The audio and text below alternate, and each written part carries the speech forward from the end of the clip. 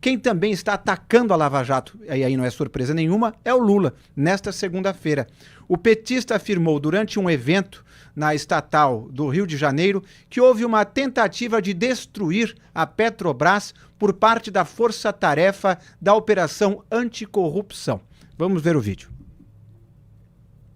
Depois de muita dificuldade de tentar privatizar a Petrobras, eles resolveram dizer que todo mundo que defendia a Petrobras eram ladrões. E resolveram transformar a Lava Jato numa espécie de caça-níquel contra os trabalhadores da Petrobras e contra todos que nesse país defendiam a Petrobras. Porque não é assim que você combate corrupção.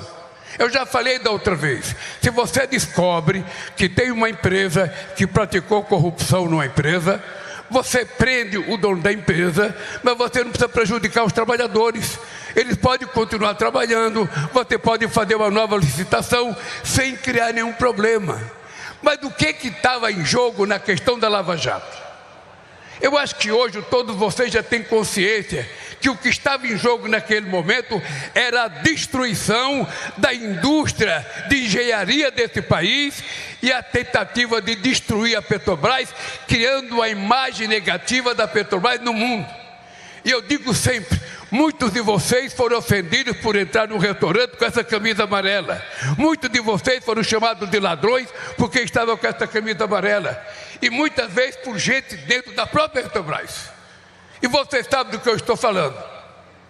E aí é só fácil colocar um diretor que fala, não, a Petrobras teve um prejuízo, vamos vender a Petrobras. Ela teve um prejuízo muito grande, ela não precisa fazer investimento, vamos vender a Petrobras, vamos começar vendendo a BR. Vamos lembrar que, segundo o Tribunal de Contas da União, o esquema de corrupção revelado pela Lava Jato na estatal gerou perdas de 23,8 bilhões de reais. Duda Teixeira. Bom, essas falas do Lula são...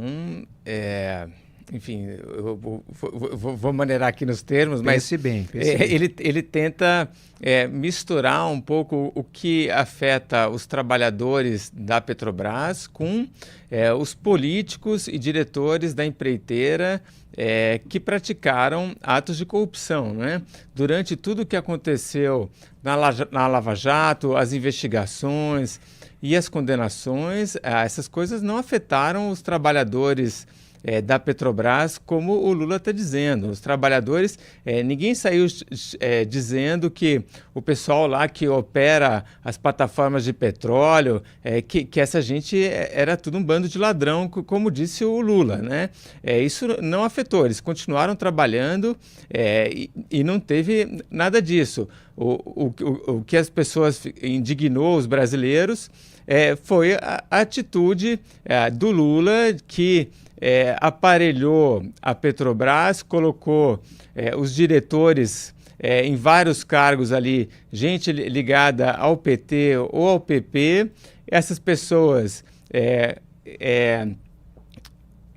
conduziram, né, as licitações, as compras de sondas, de várias outras coisas, beneficiando algumas empresas determinadas que depois retribuíram pagando valores para o PT, para o PP ou diretamente para os políticos. Esse foi o esquema, e aí sim as pessoas foram criticadas por isso, né? E foram investigadas e muitas delas foram condenadas. Mas uma coisa é essa casta que se apoderou da Petrobras para benefício próprio. Outra coisa são os trabalhadores da empresa. O Lula está misturando isso tudo intencionalmente, obviamente. E eu já passo a palavra para o Rodolfo Borges, porque tivemos que fazer essa rápida interrupção.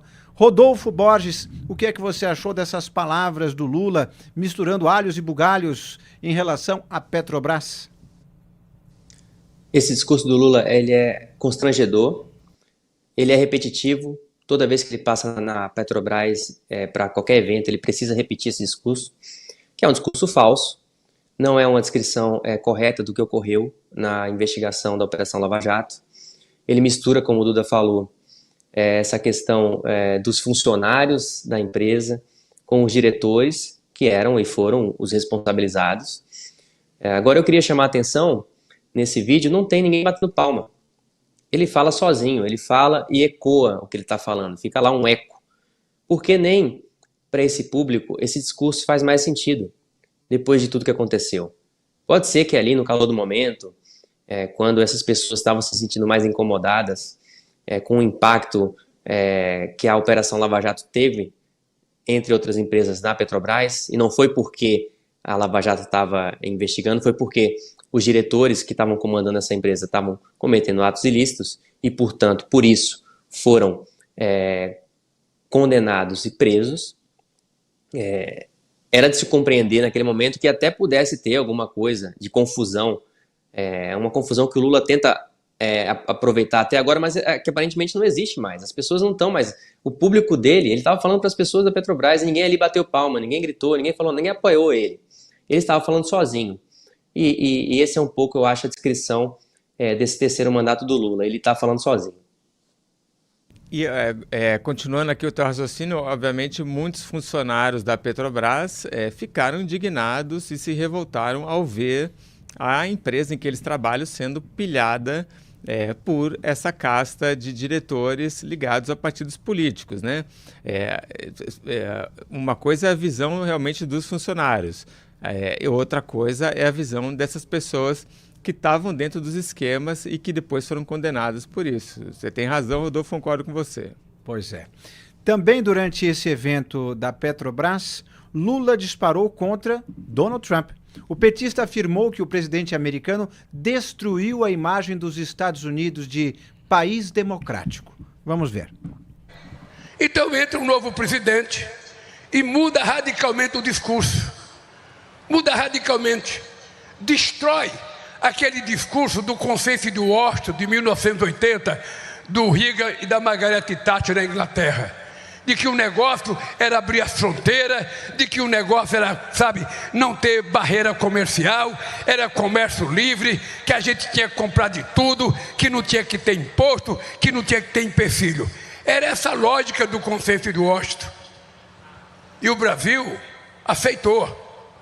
A primeira coisa que nós tivemos foi acabar com a indústria de autopeça nesse país, em nome dos carros mundiais que começou a ser criado. Quase destrói a nossa indústria têxtil, e foram destruindo indústria, comprando indústria. Tinha gente que comprava para fechar. E agora entra um novo presidente, e qual é o discurso do novo presidente? América para os americanos.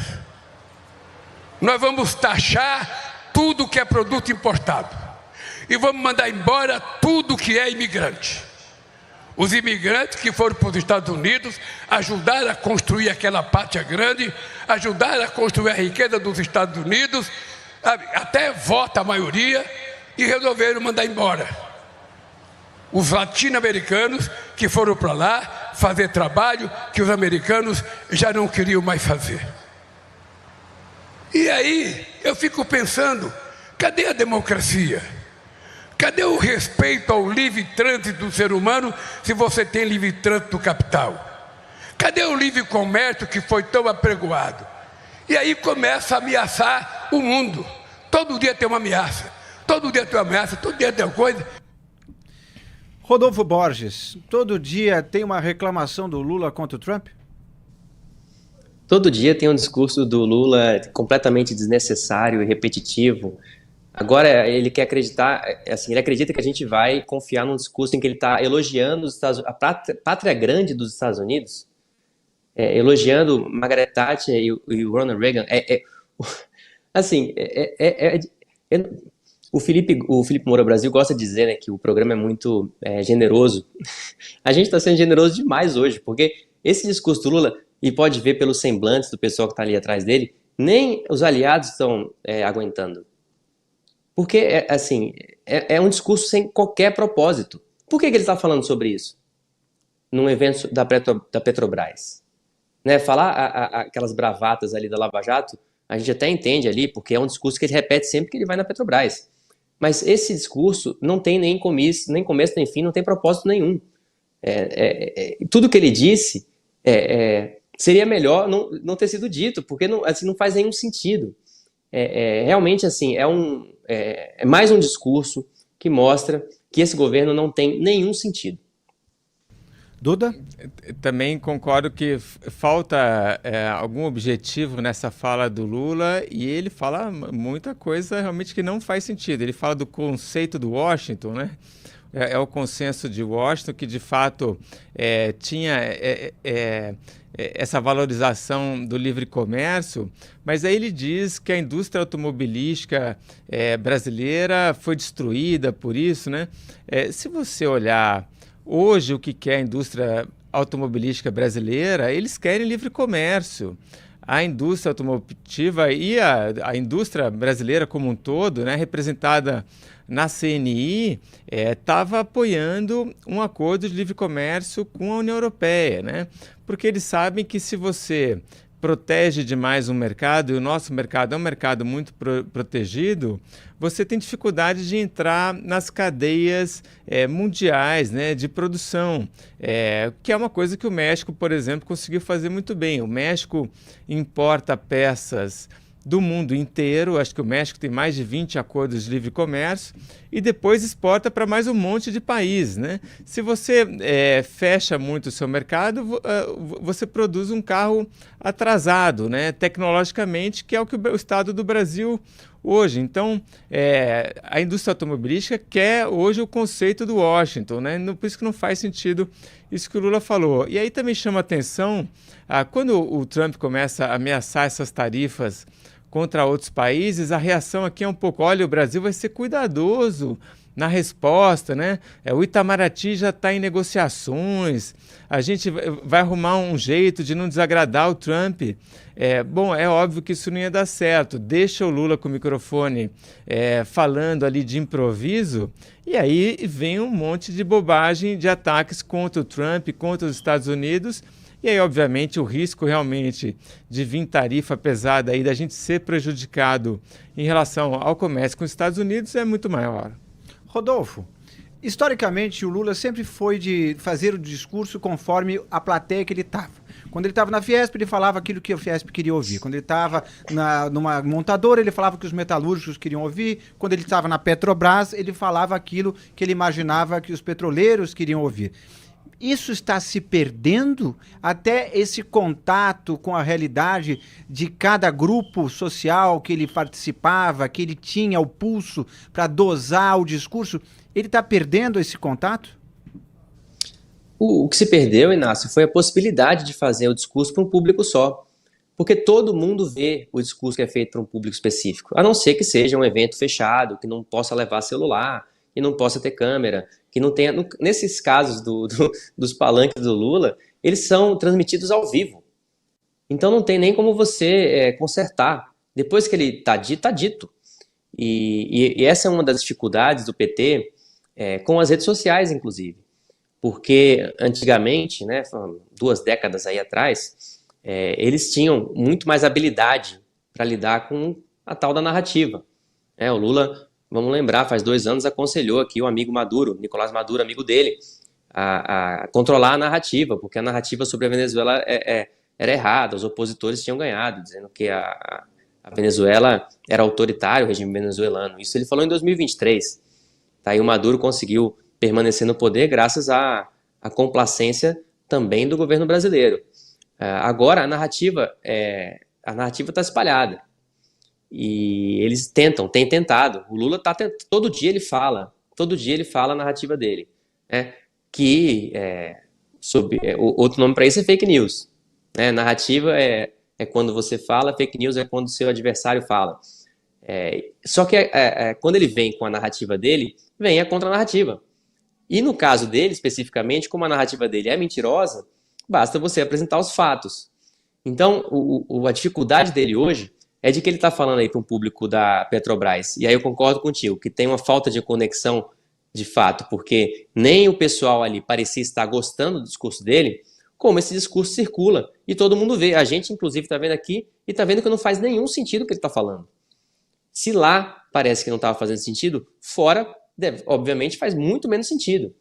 E aí o Lula, que está de fato desconectado da realidade, acho que também dá para dizer isso, porque ele está tentando fazer o mesmo governo que ele fez há 20 anos, E obviamente não está dando certo, porque o mundo é outro, as condições econômicas do país são outras, as condições econômicas do mundo e sociais do Brasil também são outras.